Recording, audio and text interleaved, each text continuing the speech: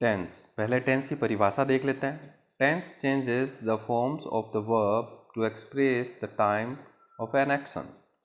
इस कार्य के समय के अनुसार वर्ब के रूप में जो परिवर्तन होते हैं उसे टेंस कहते हैं। वापस देखिए दोस्तों, कार्य के समय के अनुसार वर्ब के रूप में जो परिवर्तन होते हैं उसे टेंस कहते हैं। वर्ब में जो भी परिवर्तन होंगे वो टेंस कहलाएंगे। एक बात ध्यान से समझ लो, बिना वर्ब के कोई टेंस नहीं बनता और बिना वर्ब के कोई वाक्य भी नहीं बनता।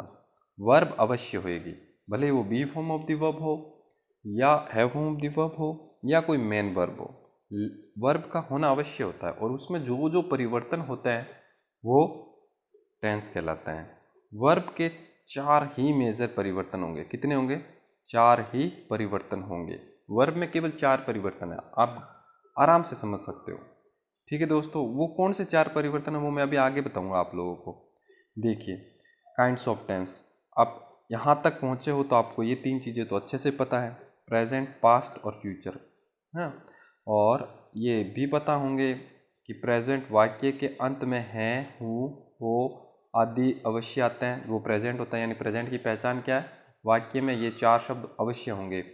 वाक्य में अंत में था, थी, थे आदि अवश्य होंगे। फ्यूचर वाक्य के अंत में गा, गी, गे आदि अवश्य होंगे, है ना। ये प्रेजेंट, पास्ट और फ्यूचर की पहचान होती है। अब आगे देखिए दोस्तों, वो 4 वाक्य कौन से आते हैं। या टेंस का अर्थ होता है काल और वर्ब का अर्थ होता है काम या कार्य। वो काम कौन से होते हैं? या तो अभी जैसे अभी आप क्या काम कर रहे हो, मेरे वीडियो देख रहे हो या और भी कुछ काम कर रहे हो। अगर और भी कुछ काम कर रहे हो तो आपका काम वह जारी है, ठीक है। या आप जो भी काम कर चुके हो, खाना खा लिया या फिर आप नहा लिए हो या फिर आपने घर का काम कर लिया या आपने कोई वीडियो बना लिया टिकटॉक का वगैरह, कुछ भी हो सकता है, तो वो काम आपने अभी समाप्त कर दिया उसको, ठीक है। उसका इफेक्ट भी पड़ रहा है अभी प्रेजेंट में। फिर है, इन दोनों को मिला देते हैं, इसको और इसको, तो परफेक्ट कंटिन्यूअस। तीसरा मतलब जिसमें आधा काम समाप्त हो गया और आधा जारी है। फिर चौथा काम कौन सा होता है? देखिए दोस्तों, वर्ब से ज्ञात नहीं होता हो या अनिश्चित समय हो, इंडेफिनेट। जैसे मैंने सेंटेंस लिखा आई एम गोइंग, तो सर गोइंग में तो आईएनजी है, तो आईएनजी का मतलब आपने बताया काम जारी है, तो वह काम अभी चल रहा है। आई हैव गॉन या she has gone, sir third form है, तो थर्ड फॉर्म का मतलब आपने बताया काम समाप्त है, तो काम समाप्त हो गया। Perfect continuous, I have been reading for 2 days, मैं 2 दिन से पढ़ रहा हूँ, तो हैव बीन सर इसमें 2 दिन समय आ गया, मतलब 2 दिन तक पढ़ चुके हो और अभी भी जारी है। इंडेफिनेट में हमें ये नहीं पता होता है कि काम कब जारी होता है। देखिए इस टेंस को हम अभी अच्छे से पढ़ेंगे, पूर्णतः आपको सारा का सारा नॉलेज इस टेंस के बारे में देंगे। आगे देखिए वीडियो को। प्रेजेंट टेंस के 4 भाग होते हैं। कौन से? Indefinite, continuous, perfect, perfect continuous. ये चारों के चारों भाग पास्ट के भी होते हैं और ये चारों के चारों भाग फ्यूचर के भी होते हैं। दोस्तों इस टेंस की सीरीज़ में ये पहला वीडियो है। धीरे धीरे हम सारे के सारे टेंसेस के वीडियो लाएंगे और आपको अंग्रेजी और मजबूत बनाएंगे। अगर किसी के मन में ये है कि बिना टेंस के अंग्रेजी नहीं बोल सकते, तो ये गलत है, क्योंकि आप 17 सेंटेंसेस से अंग्रेजी बोल सकते हो, आराम से बोल सकते हो, कोई दिक्कत वाली बात नहीं है। लेकिन आपको ग्रामर का पूर्णतः ज्ञान होना आवश्यक है, इसलिए ये वीडियो बनाया गया है। आप कंपटीशन भी फाइट करोगे तो आपको इसमें इसके अलावा कुछ पढ़ने की ज़रूरत नहीं है, ये मेरी गारंटी है। मैंने इतने अच्छे से इसको डिफाइन किया हुआ है। इंडेफिनेट, सिंपल, प्रेजेंट टेंस के बारे में देखते हैं। सिंपल प्रेजेंट टेंस का प्रयोग हैबिचुअल, रेगुलर, रिपीटेड एक्शन के लिए करेंगे। देखो हैबिचुअल मतलब कोई काम आदतन होता है, रेगुलर मतलब वो नियमित होता है, रिपीटेड मतलब वो दोहराया जाता है।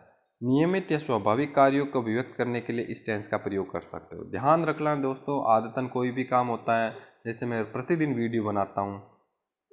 रेगुलर भाई नियमित है, रिपीटेड मैं वापस वही रिपीट कर रहा हूँ, तो आप उस चीज़ को समझ सकते हो। फिर अपन स्ट्रक्चर देखते हैं।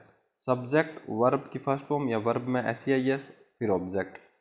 सिंगुलर सब्जेक्ट ही शी कोई नाम के साथ वर्ब में SEIS आता है। Plural subject I we you they के साथ वर्ब की फर्स्ट फॉर्म आती है, SEIS नहीं आता है। बिल्कुल कंफ्यूज मत होना। नाउन में अगर SEIS जोड़ दिया जाता है तो वो क्या बन जाता है? प्लूरल बन जाता है। वर्ब में SEIS जोड़ दिया जाता है तो वो क्या बन जाती है, सिंगुलर बन जाती है। ये दोस्तों कंसेप्ट मैंने सब्जेक्ट वर्ब एग्रीमेंट में अच्छे से समझाया। अगर आप वीडियो नहीं देखा जरूर देख लेना, बाकी आपका काम इससे चल सकता है यहाँ पे। तो देखिए वाक्य, वह हर सुबह अखबार पढ़ती है। She reads newspaper every morning. आपको ट्रांसलेट करना है तो आप पहले सब्जेक्ट लीजिए और पीछे क्या दे रखा है, पढ़ती है। शी रीड्स, फिर क्या पढ़ती है, अखबार, न्यूज़पेपर। कब, हर सुबह, एवरी मॉर्निंग आ जाएगा। फिर है, तुम एक दिन में 8 घंटे काम करते हो। You work 8 hours in a day. देखो सीक्वेंस समझ लेना। अगर मैं इस वाक्य को ऐसे कहता कि तुम एक सप्ताह में 4 दिन काम करते हो, you work 4 days in a week. ठीक है। अगर मैं ये कहता कि तुम 3 सप्ताह एक महीने में काम करते हो, यानी एक महीने में 3 सप्ताह काम करते हो, you work 3 weeks in a month. तो इस चीज़ को अच्छे से ध्यान रखोगे। फिर कुछ एडवर्ब्स हैं जो केवल केवल केवल प्रेजेंट इंडेफिनिट टेंस में ही प्रयोग की जाती है। इनका अर्थ भी अच्छे से याद रख लेना, एक कॉपी में इनको नोट कर लेना। जो 10th में पढ़ते हैं, 9th में पढ़ते हैं, उन बच्चों को मैं रिक्वेस्ट करूँगा कि write down all the adverbs. They will help you in your exams guys. आपके एग्ज़ाम में 10th के 4 नंबर का आता है। अगर किसी भी कंपटीशन में हो, ये एडवर्ब्स बहुत ज़रूरी होते हैं। अगर ये याद हो जाती है तो आप आराम से इनको इस टेंस के जो ये क्वेश्चन आएगा उसको सॉल्व कर लोगे। ऑलवेज का मतलब हमेशा, ऑफन का मतलब प्राय, समटाइम्स कभी कभी, जनरली आमतौर पर, यूजुअली आमतौर सामान्यतः, ओकेजनली कभी कभार। देखो ऑलवेज का मतलब क्या होता है, हमेशा। ऑफन का मतलब होता है प्राय। समटाइम्स का मतलब होता है कभी कभी। जनरली का मतलब होता है आमतौर पर या सामान्यतः। यूजुअली और जनरली एक जैसे ही वर्ड है, सामान्यतः आमतौर, ओकेजनली कभी कभार। ठीक है। कुछ और वर्ड्स हैं। रेयरली मतलब शायद ही कभी, बहुत मुश्किल। सेल्डम मतलब कभी कभी। हार्डली मतलब मुश्किल से। डेली मतलब रोज। एवरीडे प्रतिदिन। एवरी नाइट हर रात। आप day, morning, evening, every one, every month कुछ भी लगाओ चलेगा। ठीक है। वो सारे के सारे इंडेफिनेट है। वंस ए डे दिन में एक बार। ट्वाइस ए डे दिन में 2 बार। ट्वाइस ए वीक सप्ताह में 2 बार। थ्राइस का मतलब होता है 3। ऐसे शब्दों का प्रयोग सिंपल प्रेजेंट टेंस में ही होता है, या ये कहें कि सिंपल प्रेजेंट टेंस को बताने के लिए इन शब्दों का प्रयोग करोगे। ठीक है दोस्तों। अगर कुछ यूनिवर्सल ट्रूथ होता है, यूनिवर्सल ट्रूथ नैसर्गिक सत्य या प्रिंसिपल यानी सिद्धांत तथा स्थायी कार्यों में इसका प्रयोग करते हैं।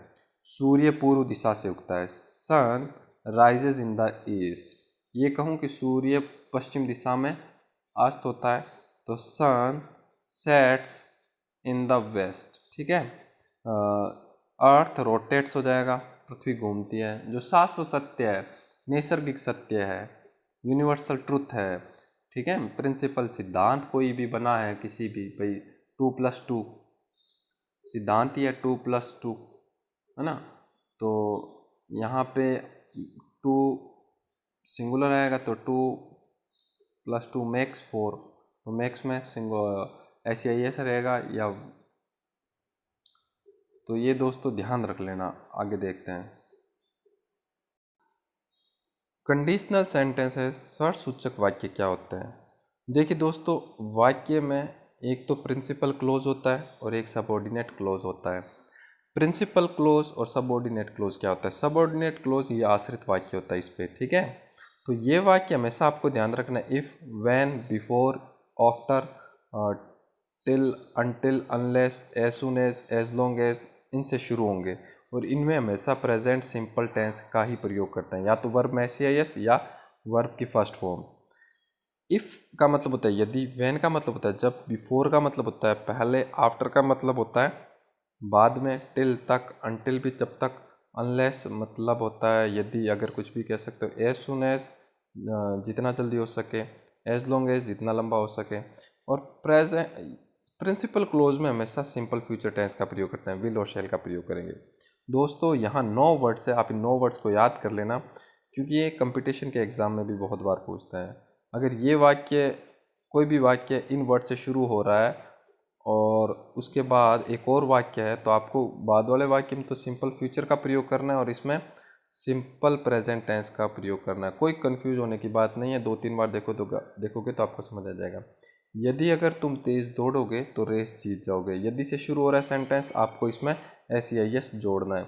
If you run fast you will win the race. आपको ये नहीं समझना कि सर ये प्रिंसिपल क्लोज कौन सा है वगैरह वगैरह। उस प्रिंसिपल क्लोज का ये ध्यान रखना कि भाई जिसके मुख्य वाक्य है यानी रेस जीतना उसका मुख्य पर्पज़ है, तो ये प्रिंसिपल क्लोज हो जाएगा। जब वह यहाँ आएगा वह मेरी मदद करेगा। वैन